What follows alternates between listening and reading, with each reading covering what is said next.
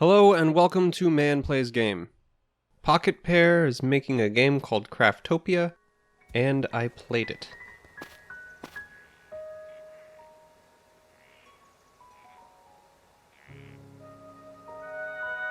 Craftopia is a perfect description for what it is, a crafting game in a utopian sandbox. But it is also a patchwork of references to other games, and one game in particular. I think you can tell which one. I'm going to talk about that real quick. The looks and sounds of this game are what some would call a blatant ripoff of Breath of the Wild. And they wouldn't be far off. The shading and colors scream Zelda, and the design of the glider is basically lifted straight out of Hyrule. The soundtrack is also way too similar. You can clearly tell the composer figured out all the instruments used in Breath of the Wild and followed the source material so closely they created a carbon copy. Yet, for some reason, it doesn't offend me in the slightest. Craftopia has its own charm, its own identity, and I see it for what it is. A stew. There may be Zelda in the mix, but there are many other ingredients that also get a chance to shine. There's a combination of elements from Minecraft, Pokemon, Monster Hunter, Jak 3, Satisfactory, and more.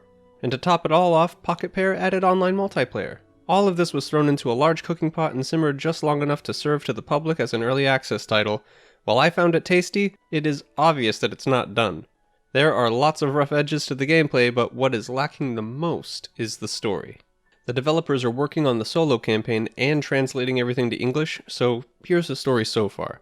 You wake up in a strange place where an ethereal being informs you that the Earth is destroyed, and it is your fault. They continue to explain that you are being sent to a new world called Craftopia to rebuild civilization and avoid the mistakes of the past.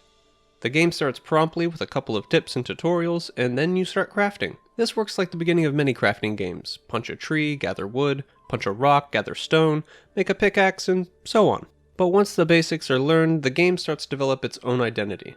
The gameplay was far more complete than the story, and it was almost as good as I was hoping. The trailer sold me on all the different ways the crafting mechanic could be used in conjunction with a Zelda-like action game. Even getting most of it right at launch is enough to make the game enjoyable. It all came down to being able to merge crafting with what is usually a more on-the-rails genre. It opened Craftopia up to bringing in ideas from other games, and eventually everything just piled on until we got this beautiful hot mess of a game.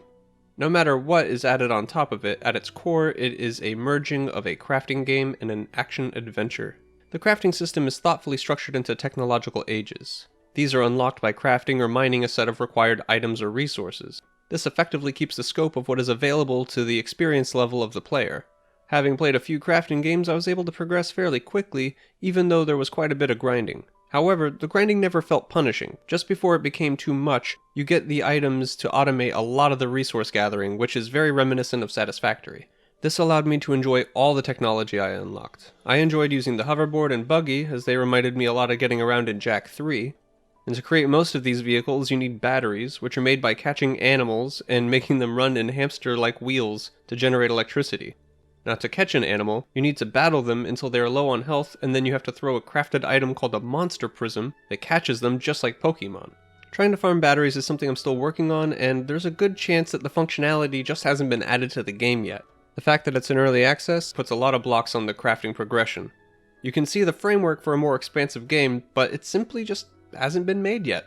But beyond the base building and vehicle construction, there's the other half of Craftopia, the action.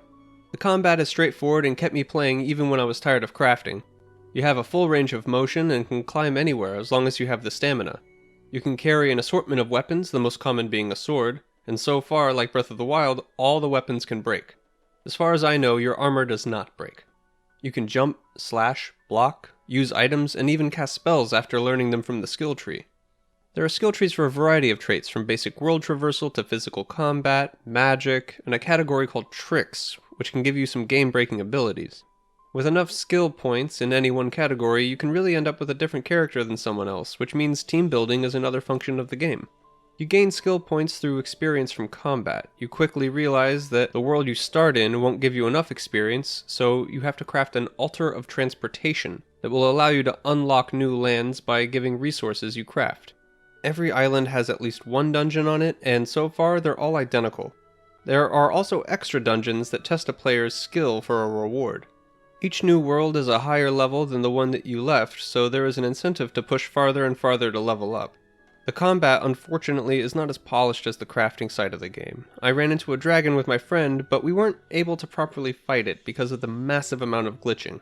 There are other bugs that are minor annoyances, like not being able to see your enemy's health or strange clipping issues. Luckily, as of the time I am recording this, there are still frequent updates, and the game has gotten more stable since I first played it.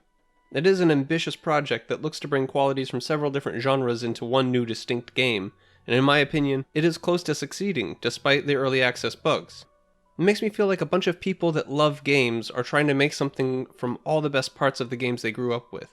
And that is something I wish to support, as long as it's a good game, and this game was good. I'm giving Craftopia a 3 out of 5, because for all of its charm, it is still in its infancy, which leaves much to be desired with regard to combat and quality of life. I still sunk 16 hours in though. I mean, I can't ignore the potential this game has, and I don't regret buying it at all. So, have any of you people played this game yet? Did you like it? Hate it? Let me know in the comments. Thanks for watching, and as always, take care.